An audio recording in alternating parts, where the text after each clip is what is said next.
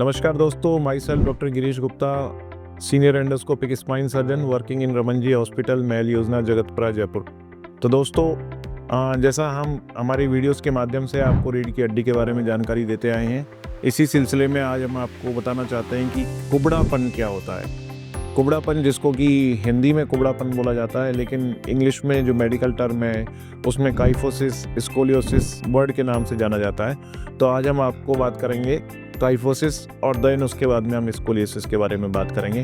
तो दोस्तों, ये जो अपना स्पाइन है, जैसे कि मैंने आपको एक वीडियो में बताया है, यदि हम इसको फ्रंट से देखते हैं तो ये आपको एक स्ट्रेट लाइन के तौर पे दिखाई देता है, ये जैसा इस मॉडल में दिखाई दे रहा है। लेकिन यदि हम साइड से देखेंगे तो आपको एक कर्व दिखाई देंगे, जिसमें आपको देख पा रहे हैं कि गर्दन से ऐसे झुका हुआ है, पीठ से ऐसे निकला हुआ है, फिर ऐसे निकला हुआ है। तो गर्दन पे, जैसा मेरे प्रीवियस वीडियो में भी रिकॉर्डेड है कि गर्दन पे नॉर्मल कर्व लॉर्डोसिस होता है, बैक पे जो नॉर्मल कर्व होता है that is kyphosis, and again lumbar spine यानी कि जो कमर होती है उसका जो कर्व होता है नॉर्मल कर्व, वो लॉर्डोसिस होता है, और जो सैक्रम वाला पार्ट होता है वापस वो काइफोसिस होता है। तो यानी कि लॉर्डोसिस काइफोसिस, लॉर्डोसिस काइफोसिस। तो इस तरह से एक बैलेंस बनता है, और इस बैलेंस की वजह से ही हमारा स्पाइन स्ट्रेट होता है और इसके एर्गोनॉमिक्स मेंटेन रहते हैं, और इसी वजह से हम सारे काम कर पाते हैं। तो दोस्तों, सबसे पहले हम बात करते हैं स्कोलियोसिस की। स्कोलियोसिस क्या होता है कि रीढ़ की हड्डी का टेढ़ापन इन सजाइटल बैलेंस। बेसिकली ये जो कट है ये आपका सजाइटल है। तो यदि हम इसको देखेंगे तो ये रीढ़ की हड्डी आपकी स्ट्रेट ना दिख के उसके साइड से ऐसा लगेगा कि किसी एक तरफ से उसके पूबड़ निकल के आ रहा है, या आपको दिखाई देगा कि किसी मरीज का एक कंधा ऊपर जा रहा है, एक कंधा नीचे हो रहा है। साथ में आपको क्या दिखाई देगा कि जो उसके हाथों के और बीच में कमर के बीच में गैप है, वो आपको दिखाई देगा कि एक तरफ का गैप उसका हाथ का कम हो गया और एक तरफ का बढ़ गया।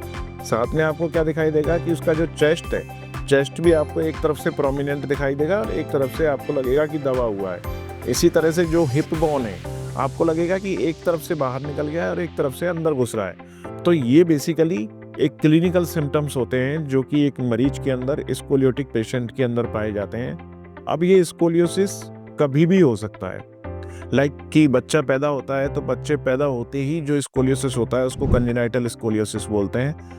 कंजेनाइटल स्कोलियोसिस के बाद में जैसे कि बच्चा बड़ा हो रहा है धीरे धीरे, तो उसको हम बोलते हैं इडियोपैथिक एंड एडोलेसेंट स्कोलियोसिस।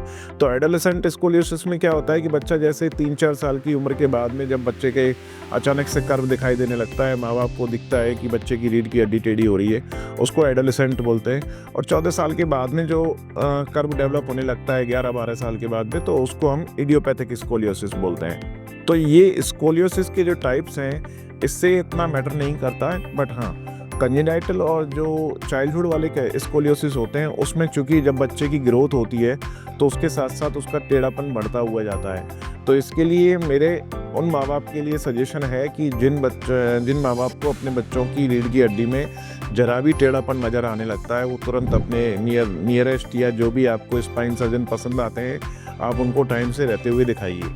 क्योंकि इसके अंदर क्या होता है कि आपका ट्रीटमेंट टाइम से यदि स्टार्ट होगा तो हम उसको रोक सकते हैं, उसकी ग्रोथ को कम कर सकते हैं, जिसकी बिना ऑपरेशन के, जिसकी वजह से बच्चे की जब अडल्ट एज ग्रुप में आए तो हो सकता है कि वो कुबड़ापन उसको इतना ना दिखाई दे। तो दोस्तों, इसको यदि आप टाइम रहते हुए इलाज कराते हैं तो आपके बच्चों की जो रीढ़ की हड्डी टेढ़ी होने जाएगी भविष्य में, वो काफ़ी हद तक रुक सकती है। इसी तरह से काइफोसिस भी होता है, लेकिन हम काइफोसिस के बारे में किसी और वीडियो में बात करेंगे। और स्कोलियोसिस के बारे में आपको सबसे इम्पोर्टेंट महत्वपूर्ण बात यही रहती है कि आपका पोस्चर किस तरह से रखना है, आपको किस तरह से रहना है। आपका एक जैकेट बनाया जाता है, जैकेट बच्चों में टाइमली यदि आप बच्चों को दिखाते हैं, यदि बच्चों का कंजेनाइटल स्कोलियोसिस है यानी कि सिंस बर्थ है, तो आपको 24 में से 23 घंटे उस जैकेट को पहनाना चाहिए। और जैकेट का फिटिंग इज़ वेरी इंपॉर्टेंट। तो जिस किसी भी डॉक्टर से आप सलाह लेते हैं तो जैकेट जब बना दिया जाता है, क्योंकि जैकेट डॉक्टर नहीं बनाता है, जैकेट के लिए अलग एक रिहेबिलिटेशन सेंटर होता है, वहाँ पे आपको जैकेट बनवाना होता है। जैकेट बनवाने के बाद में आप अपने बच्चों को रेगुलरली डॉक्टर को दिखाते रहिए।